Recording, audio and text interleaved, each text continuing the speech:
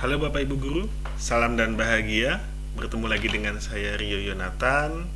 Kali ini kita masih bahas di modul yang ketiga profesional, KB yang ketiga. Silahkan simak video ini. Semoga video ini bermanfaat bagi Bapak Ibu semua dalam menghadapi tes UP. Baik, untuk itu kita coba bahas soal yang pertama ya. Nomor 1, tahapan taraf penghayatan bunyi melalui, Bapak Ibu bisa cek di halaman 10 ya. Ini kalau saya lihat di halaman 10 sesuai dengan teori, yaitu bunyi latar belakang, bunyi sebagai tanda. Jadi tahapan penghayatan, kalau kata suku kata sudah tingkat tinggi, deteksi diskriminasi juga sudah tingkat tinggi, bunyi primitif dan bunyi alam, bunyi bahasa itu sudah juga cukup tinggi, vokal dan konsonan juga. Jadi dia hanya mendeteksi bunyi latar belakang dan bunyi sebagai tanda, misalnya klakson, suara alam, dan lain sebagainya. Itu dia harus dihayati. Nomor 2, faktor-faktor yang harus diperhatikan guru dalam pembelajaran PKPBI atau latihan untuk komunikasi, persepsi bunyi dan irama adalah kita coba untuk menganalisis satu-satu. Yang E kita bisa coret karena kemampuan si B itu tidak ada hubungan dengan PKPBI. Lalu kelengkapan sarana dan prasarana, faktor-faktor yang harus diperhatikan guru dalam pembelajaran PKBBI. Sarana dan prasarana, sebetulnya ini bisa menjadi jawaban juga, cuma ini pengecoh ya Bapak Ibu ya, karena ini kan kita lihat dalam pembelajaran, bukan dalam hal sarana dan prasarananya. Jadi tidak terlalu mendukung, tapi ini pembahasan terlalu luas karena sarana dan prasarana kan luas, misalnya ruangannya, terus alat-alat yang digunakan dan sebagainya, terlalu luas. Kurikulum pembelajaran PKBBI ya harus diperhatikan sebetulnya, cuman bukan itu yang diminta karena ini dalam proses pembelajaran, meskipun disitu ada kurikulum pembelajaran. Itu pengecohnya bagus nih, soalnya Bapak Ibu pengecohnya kuat. Lalu yang C, kemampuan peserta didik tunarungu atau hambatan pendengaran berbahasa isyarat. Dia tidak melatih ke bahasa isyarat, itu kata kuncinya Bapak Ibu. Jadi kalau kita coba lihat yang D, kualitas dan intensitas alat bantu dengar peserta didik tunarungu hambatan pendengaran. Jadi konsepnya begini ya kayaknya ya, kalau saya nangkap, anak ini mengalami hambatan pendengaran atau mengalami ketunarunguan, atau kita anak-anak tunarungu itu biasa pengen menyebut dirinya adalah tuli. Jadi mereka ini dilatih untuk komunikasi secara total, ngomong gitu bahasanya. Lalu mereka memiliki sisa pendengaran mungkin yang masih bisa dioptimalisasi dengan bantuan alat bantu dengar melalui pembelajaran PKBBI ini tadi. Jadi yang kita harus lihat adalah bagaimana kualitas dari intensitas alat bantunya tadi, apakah sudah baik ataukah belum. Gitu ya Bapak Ibu ya. Baik, nomor yang ketiga, tujuan latihan membedakan sumber bunyi adalah, nah ini jawabannya panjang-panjang ya Bapak Ibu. Kalau Bapak Ibu melihat ini terlalu panjang, Bapak Ibu akan tidak fokus sehingga Bapak Ibu hilang konsentrasi. Nah, tujuan latihan membedakan prinsip bunyi. Nah, sini Bapak Ibu lihat saja di kalimat belakangnya. Saya coba kasih contoh ya. Dapat memahami bunyi bahasa. Nah, apakah dapat tujuannya untuk memahami bunyi bahasa? Apakah dapat menangkap bunyi atau tidak? Ataukah dapat lebih berkonsentrasi kepada bunyi yang didengar? Agar peserta didik, berarti langsung kita tahu ini dapat mengucapkan kata-kata, menjalankan perintah yang diinstruksikan oleh guru. Jadi gini konsepnya, kalau saya lihat kenapa di jawaban ini C, misalnya nih, ini kan persoalannya adalah tujuan latihan membedakan sumber bunyi. Misalnya suatu ketika anak tunarungu ini lagi di jalan, diklakson Bapak Ibu, tin, mereka tidak tahu sumber bunyi dari mana, tiba-tiba mereka langsung nyebrang, otomatis kan ketabrak. Nah, Ini maksud soal nomor 3 ini adalah seperti itu. Jadi dia bisa berkonsentrasi ketika ada suara klakson. Tin, dari mana klakson bunyi? Apakah dari depan, dari samping kiri, samping kanan, atau dari belakang? Jadi ketika dia berkonsentrasi, dia bisa melihat, mendeteksi di mana ya? Ada di belakang dia, berarti dia harus stop dulu sebelum dia menyeberang jalan. Kalau saya nangkap soal nomor 3 itu maksudnya seperti itu. Jadi jawaban yang tepat adalah C.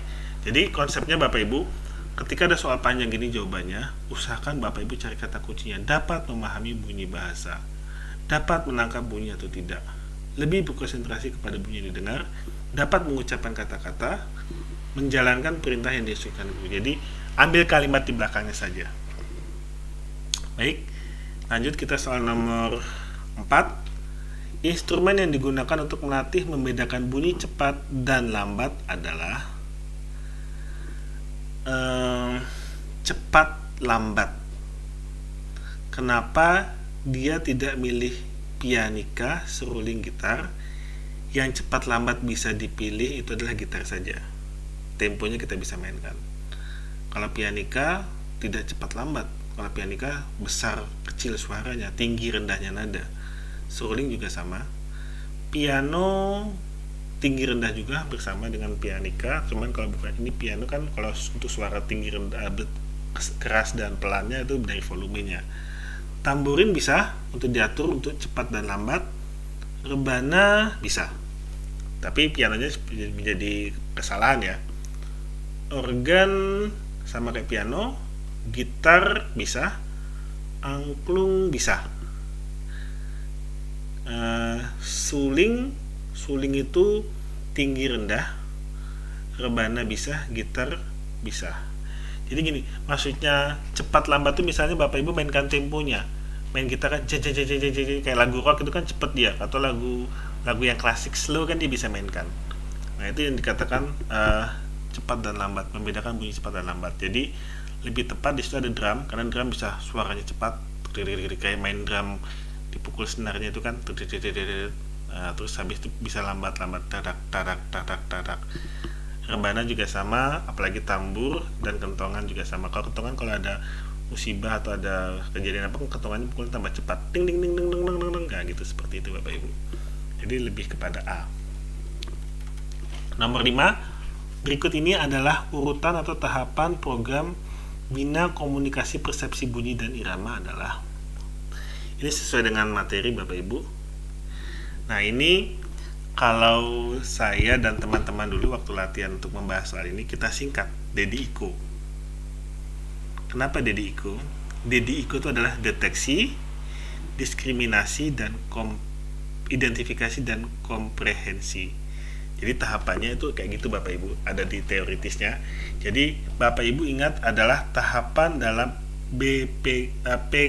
PBKPI itu tahapannya adalah DDICO. Deteksi, diskriminasi, identifikasi, dan komprehensi. D-nya deteksi, D-nya diskriminasi, I-nya identifikasi, K-nya komprehensi. Jadi ingat, kalau ada program dari PBKPBI itu adalah DDICO. Lalu nomor 6, termasuk ke dalam materi pembelajaran bunyi-bunyi sebagai isyarat adalah bunyi-bunyi sebagai isyarat. Baik, untuk soal nomor 6 ini kenapa dia dinyatakan sebagai bunyi sebagai isyarat? Kita lihat suara binatang. Suara binatang itu bukan sebagai suara isyarat ya, memang suara binatang, misalnya kambing, be, atau sapi, mau, itu bukan isyarat, tidak ada isyarat apa-apa. Hujan juga tidak ada isyarat apa-apa ya, hujan aja gitu kan, ada air gitu. Suara tertawa itu juga termasuknya bukan isyarat, tapi ini pengecoh ya. Karena kalau kita ngelogika kan, kalau dia tertawa lagi senang, tapi suara itu kan bukan bunyi. Suara tertawa itu kan bukan bunyi. Dan suara menangis juga itu kan bukan bunyi. Jadi konteksnya A, B, D, dan E itu bukan bunyi Bapak Ibu, tapi suara. Bunyi binatang tidak ada, tapi suara binatang ada. Bunyi hujan nggak ada, tapi kalau suara hujan ada. Lalu bunyi tertawa tidak ada, yang ada bunyi atau suara tertawa. Bunyi menangis tidak ada, yang ada suara menangis. Nah, lonceng itu adalah suatu bentuk bunyi karena dihasilkan oleh benda. Teng teng teng teng, loncengnya berbunyi. Nah, seperti itu loh Bapak Ibu. Tapi kalau lalu ada jokesnya seperti ini. Ada lagu kan, tik tik tik bunyi hujan di atas genting. Bukan bunyi hujannya, tapi gentingnya yang dijatuhi oleh air hujan tadi. Jadi makanya bunyi tik tik tik. Nah, itu sebetulnya pemahamannya seperti itu. Nah, ini yang dikatakan bunyi adalah lonceng. Sedangkan binatang, hujan, ketawa, dan menangis itu bukan bunyi, tapi suara. Begitu Bapak Ibu ya. Lanjut kita nomor 7. Di bawah ini yang termasuk ke dalam materi pembelajaran PKPBI, kategori pembelajaran pasif adalah, jadi pembelajarannya pasif.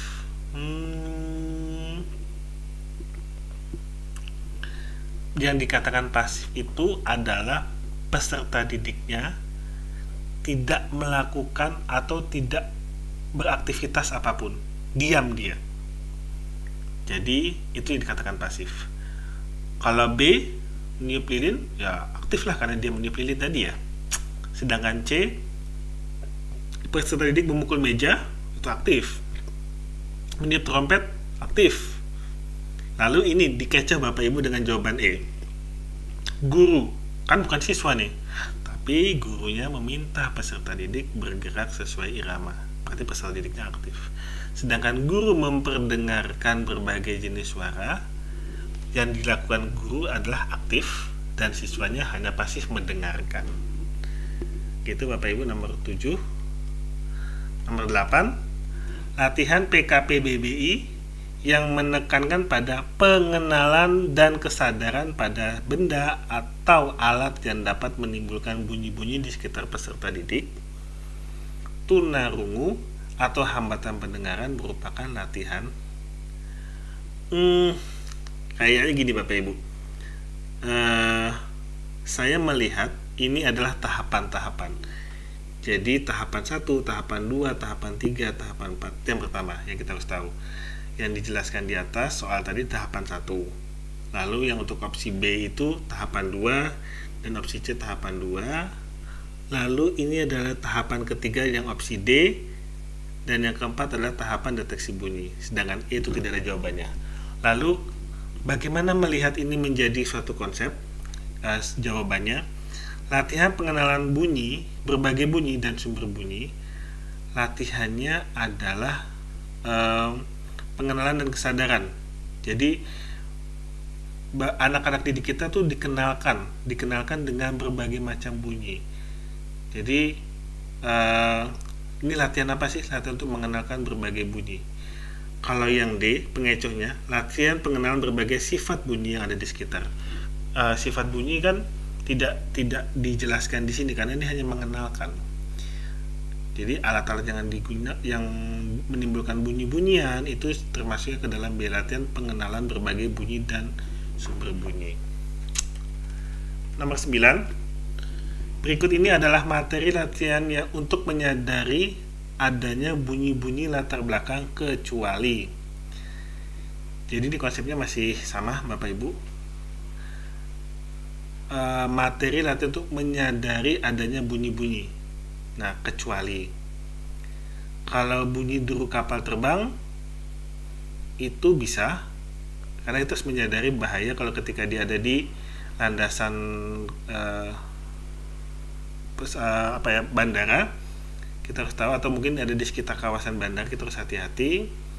Suara pintu yang ditutup dengan keras, ya, itu menyadari adanya bunyi-bunyi pintu keras, dia harus hati-hati supaya jangan sampai dia ketika dia ada di suatu ruangan pintunya terkunci dia tidak tahu.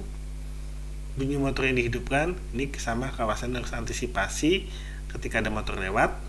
Bunyi gemericik air berarti ada di sekitar sungai, laut atau apa dan sebagainya.